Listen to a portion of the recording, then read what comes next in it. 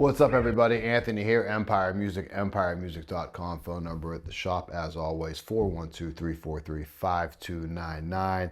Man, I love playing short scale instruments with a pick, palm muting. It's one of my favorite sounds going on the bass guitar right now. And today we're checking out the Fender American Professional Classic Mustang bass. This is a new line. Fits really as like the entry point into like USA production stuff. They're very nice. I've done some videos on the P bass. I've done a video on the P bass. I've done a video on the jazz bass. This is the Mustang bass. So Mustang bass is a pretty unique body shape here, in the bass world at least, and it's short scale. So where we take P bass or a J bass, you're 34 inches from the bridge to the nut. Here we're 30 inches, so it's a 4-inch difference there. That makes the strings a little more flexible, a little less tension on the strings. It also narrows the space between each fret because, you know, mathematically, these frets need to be in specific spots in relation to the scale length. Shorter scale length means shorter space in between frets. I love short scale instruments. I think every bass player should put one in their arsenal, and this is probably a really good option because you get USA production quality on it, and you get it at a comfortable price point. You get some good specs on it too. So this is the one that's a little bit different from the American Professional 2s, because we could think of the P bass and the jazz basses. We're taking these things from American Vintage and American Professional 2, and we're kind of mashing them together. We're here, you know, you kind of have its own kind of vibe. I think this is like closer to what this is almost like a USA production JMJ bass without like the Road War Nitro finish, and it's a different pickup in it. But you really have some lovely sounds and feels out of this bass. So we have an alder body. We have what they're calling a Coastline Mustang pickup in it. So it's like a split coil, kind of like a P bass pickup. I think it shares a lot of tonality with the P bass pickup. It doesn't do the jazz thing really, but it definitely does kind of a P bass thing. Different focal on the mid range, whether that's the pickup or the scale length. They're kind of a combination of the two. Then you have just volume and tone. So it's dead simple. It operates just like a P bass. The particular one that I'm holding is in faded Sherwood Green Metallic. It's also available in faded Dakota Red. That has the maple fretboard. Don't have that here. And it's also in 3-tone sunburst, or 3-color sunburst, sorry, they call it. What's the difference? 3-tone, 3-color? I think you can interchange those words. That one also has the rosewood board on it. So speaking of rosewood board, this has it. 9.5-degree radius fretboard. Modern C neck profile, 1.652 at the nut. So that's like the modern P bass spacing. Lollipop tuners, I love them. I just think it's such a cool touch. Synthetic bone nut, so it doesn't have a real bone nut. That's one difference between the American Pro 2. And you have top adjust truss rod access. That's great. So no heel adjust. And it has a gloss urethane finish on it, a satin version, a satin urethane on the neck, gloss urethane on the body. So you don't have the nitro finish that you would see in American Vintage or in Custom Shop, but you do have a nice durable urethane finish on that.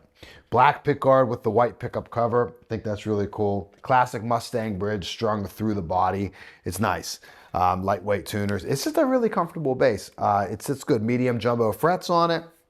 And then the one thing that you don't see, and I didn't talk about when we were talking about the controls, is this has the grease bucket tone control on it. So what that does is as you roll tone back and you like taper off some of the highs with the tone pot, it doesn't add any bass to it. Now, that all said, and I said this in the P bass video, I said it in the jazz bass video, I don't know, that's not a bad thing that's on the bass. I think it is something as bassists, I don't think it's very important on the bass. It doesn't hurt anything being there. It wouldn't hurt anything not being there. I've never once played a bass with the grease bucket control and rolled the tone off and said, oh my God, I'm so happy that's there. And I've never played a bass without the grease bucket control and said, oh my God, I need the grease bucket control on there. I think that it is, I'd love to know a guitar player's perspective on that, as I said in the jazz bass video. But as a bassist, the frequency range that we kind of dwell in, I don't know that like maintaining that massively articulate bottom end without adding bass or the clarity that that gives really matters to us. I mean, we're here in a supportive role in a band or an ensemble.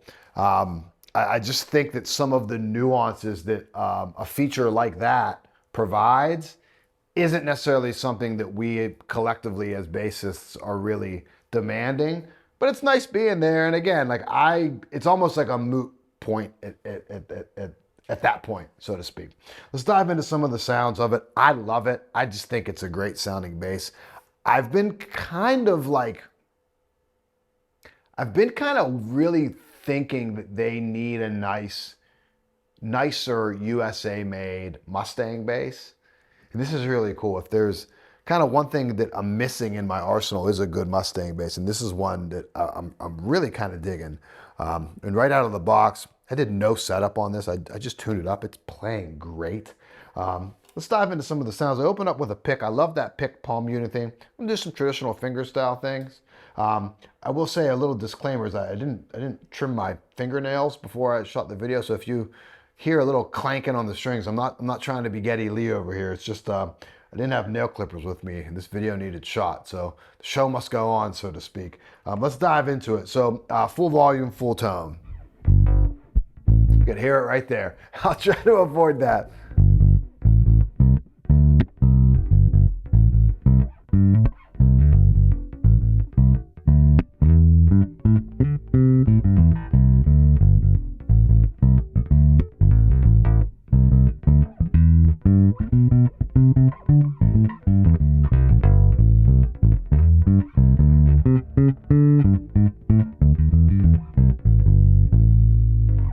So you hear, and like the one thing that is a constant with me with short scale instruments, and I know the great Justin Meldal Johnson, who has a really successful artist model with Fender, one of my favorite bass players, one of my favorite producers out there, spoke about this in one of his, probably like an Instagram video years and years ago. And it's something that's always stuck with me is the mid-range focus of a short scale instrument is really where the details lie that separate it from its longer scale counterparts.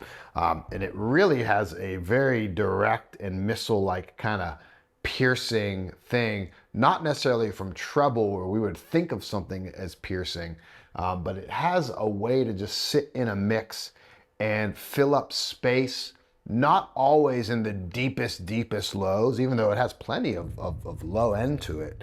It's something in those low mids that is just really beautiful with a short scale instrument. This has some of that character to it.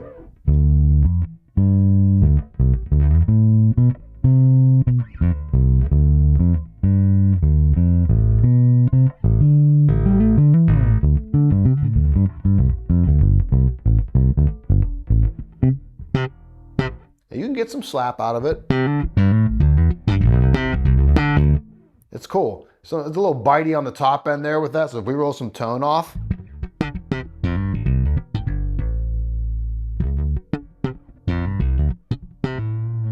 You can definitely slap on it. It's not the first bass I'm going to grab from looking for a slap tone, but you can certainly do it. So keeping that tone back, that 85–90% where I tend to like almost all of my basses at. Let's kind of dive into that sound.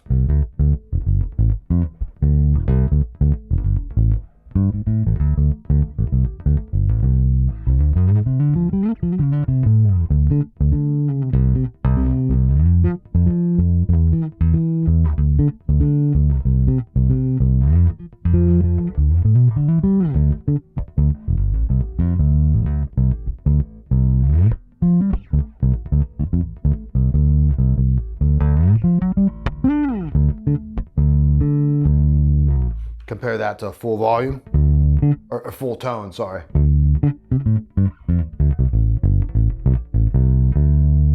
And we'll go even deeper in that. We'll go, 50%.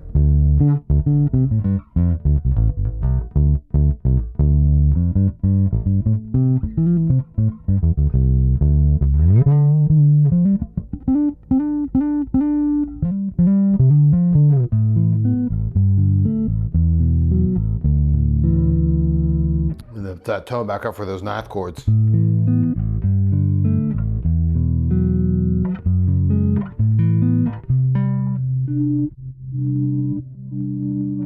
I always like when you can hear that nice note separation on it. And then we'll go back to some of that palm muting stuff. Actually, we'll start just without the pick. Now, it just sounds so good to me on a short scale, whether you're doing it with a thumb or with a pick.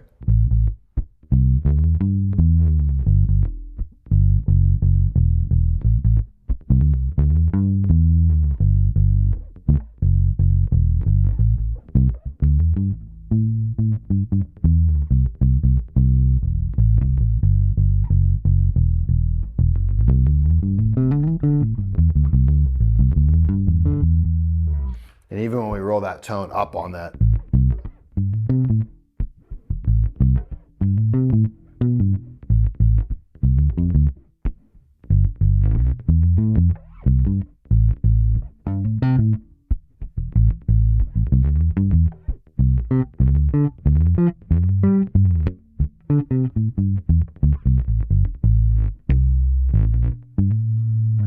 I'll go with the pick. Here I'd roll some tone off because you have the plectrum there.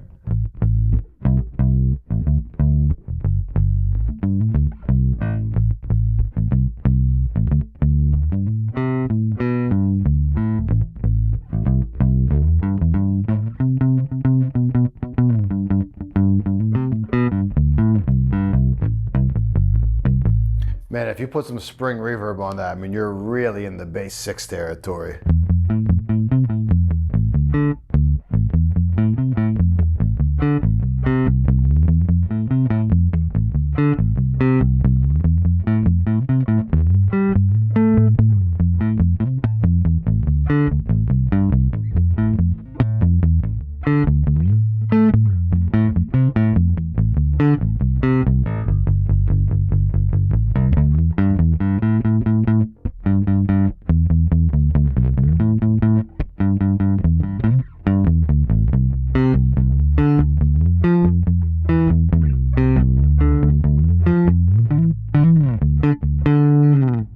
This is a fun bass to play.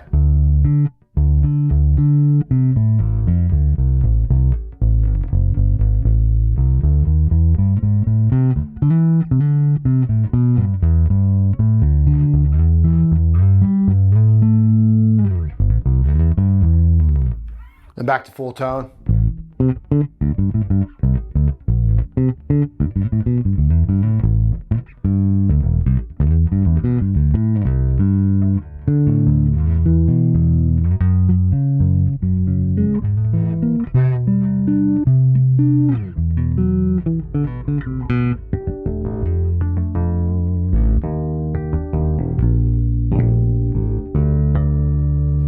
And there's enough mid-range presence even out of the short scale harmonics ring out. It's a really nice bass. I'm actually sitting here while I'm playing it like, man, I should get one of these. Maybe I'll get it in the red finish because I don't have, actually I take that back, I do have a nice red bass.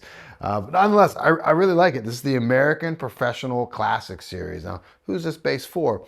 When I talk about the P bass or the J bass, I mean, that's for the player that wants the modern feel, but with a little bit of like a vintage facing aesthetic with the lollipop tuners, maybe the finished packages, and then as well as some of the voicings on it. This one kind of sits by itself a little bit here because we don't have this really strong comparison. I mean, I think there was an American Performer Series Mustang bass. That's not something we carried a lot of. Again, the closest thing would be the JMJ, but I'm kind of liking the quality on this bass more. I think this might have, one of the things with those Mexican road-worn basses is they take a while to settle in stability-wise. And they do, and they're fine, but with a urethane finish on this is going to be a little bit more shelf-stable, so to speak, right out of the box, I believe. But it's nice. This is a really, really nice bass. So again, Fender, USA, nice price point on a USA product too.